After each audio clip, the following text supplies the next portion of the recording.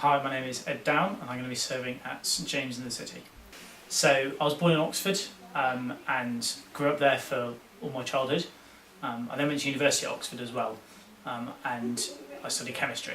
And during the summer of my first year I was on a sailing camp that I was helping out on and doing my quiet time in the evening, and God called me to be a vicar at that point.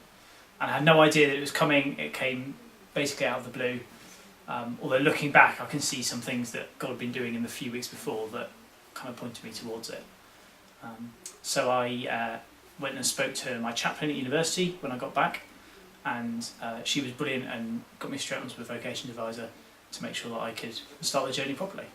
And then while I was at university I met Zoe and we got married 3 years ago in 2014, and that was just before I started training at Trinity College in Bristol, before we came here. Once I see my chaplain, she was brilliant because she didn't say, no, you're too young, you're 18, that's far too young to be thinking about this. She just really encouraged me. And because I still had 3 years of my degree left, I took those 3 years with Oxford Diocese to explore the call, and had meetings every couple of months, every month, before I went to my selection panel. So I really enjoyed it because I had a lot of time to think and process. And by the time I got towards my finals at university, I knew this is where God was calling me. So I didn't really worry too much about doing well in my chemistry degree. So it was really nice to have something else that I could do, like the chemistry degree, on the side while I was looking at it. And then I went to my selection panel and I got selected. And then I had about a year to look at which college I wanted to go to and where I should study. That's great. So what would you say to any other young person that might be thinking along the lines of the way you were at 18? You know, what would you say to them?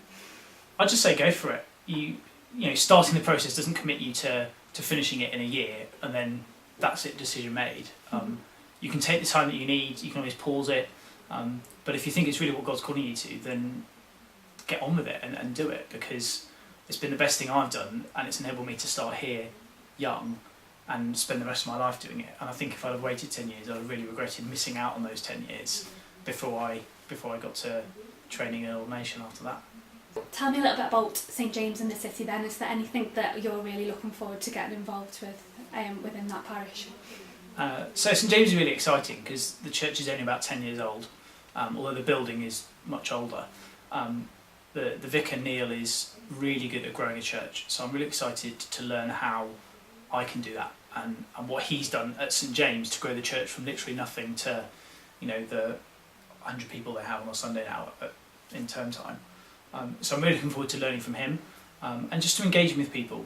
There's a lot of students and young professionals in the church, which is partly why we're really excited to be there, because I think we'll fit in quite well with the demographic.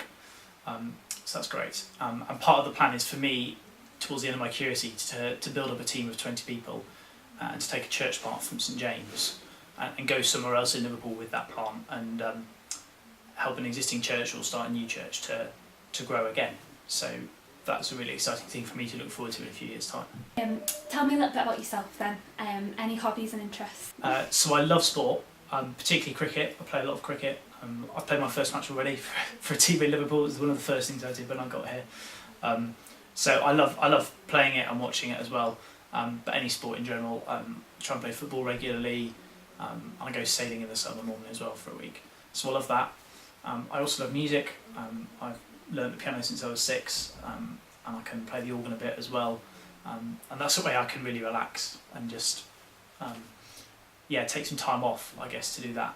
I also love reading. If anyone loves historical fiction, come and talk to me, because I'm always on the lookout for new authors to try and read and get my teeth into. So historical fiction and history, I love to read and just kind of get facts